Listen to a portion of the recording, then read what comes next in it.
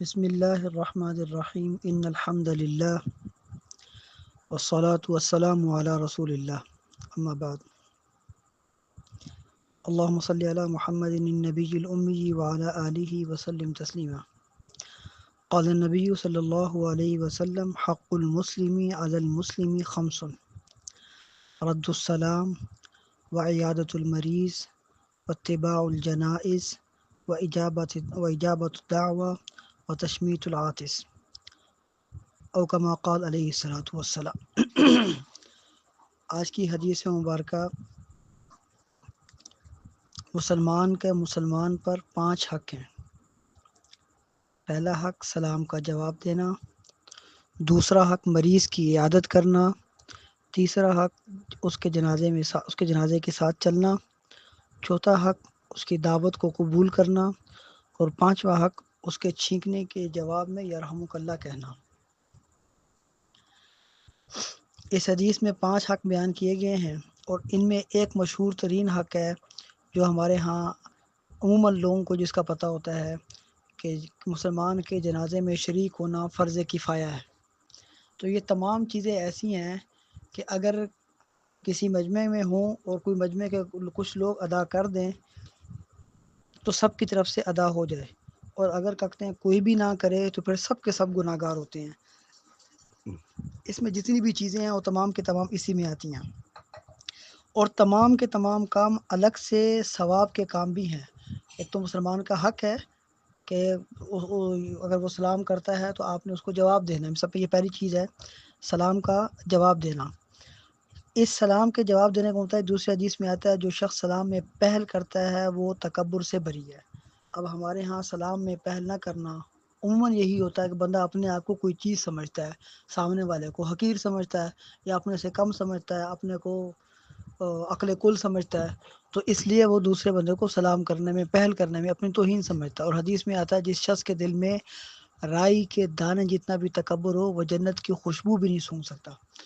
تو ایک تو یہ چیز ہے کہ سلام کے میں پہل کرنے سے تکبر ختم ہوتا ہے۔ پھر جب کسی مسلمان نے سلام کر دیا تو اس کا جواب دینا واجب ہے۔ اب جو بندہ جواب نہیں دیتا وہ گناہ گار ہے۔ ہاں اگر مجمع میں بیٹھے ہوئے تھے اور کسی ایک آدمی نے بھی جواب دے دیا تو سب کی طرف سے ادا ہو جائے گا، لیکن اگر جواب نہیں دیا تو پھر سب کے سب گناہ گار ہوں گے۔ اچھا، دوسری چیز ہے مریض کی عیادت کرنا۔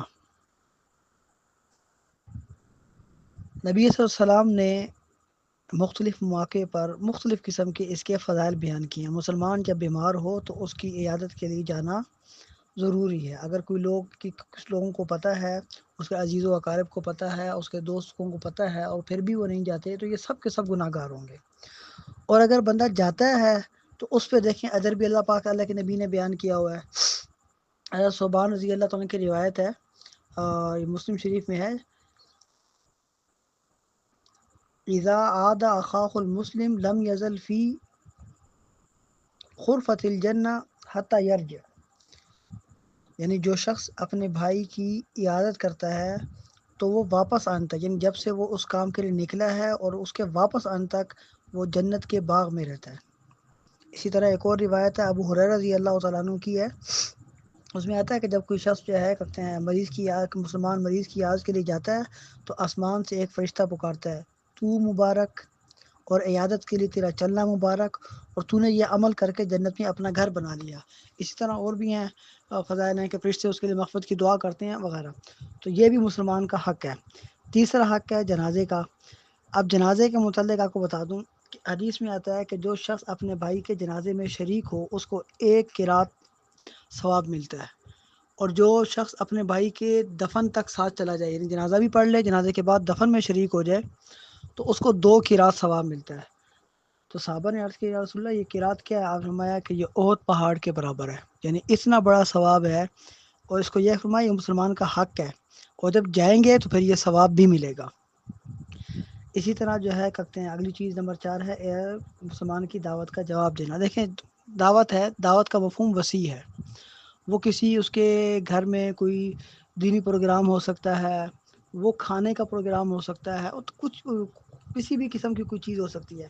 اگر کوئی مسلمان اپنے مسلمان بھائیوں کو دعوت دے تو اس کی دعوت کو قبول کرنا چاہیے۔ دیکھیں دعوت کی برکات مل جائیں گی وہ الگ ہے، لیکن یہ اس کا حق ہے کہ اگر آپ کے پاس کوئی عذر نہیں ہے اس سے شرکت سے اعراض کرنے کا، تو آپ کو چاہیے کہ آپ اس میں ہر حال میں شرکت کریں۔ وتشمیت العاطس، اور چھینکنے والے کو یرحمک اللہ کا جواب دینا۔ اچھا، یہ چھینکنے والے کو یرحمک اللہ کا جواب تب دینا ہے جب وہ الحمدللہ کہے۔ الحمدللہ کہنے کے بعد جس شخص نے اس کا الحمدللہ سنا اس کے اوپر یرحمک اللہ کہنا واجب ہے۔ لہٰذا ایک تو ہمارے ہاں یہ تربیت نہیں ہے کہ ہم بچوں کو یہ چھوٹی چھوٹی چیزیں سکھائیں، ایک تو یہ سکھانے کی ضرورت ہے۔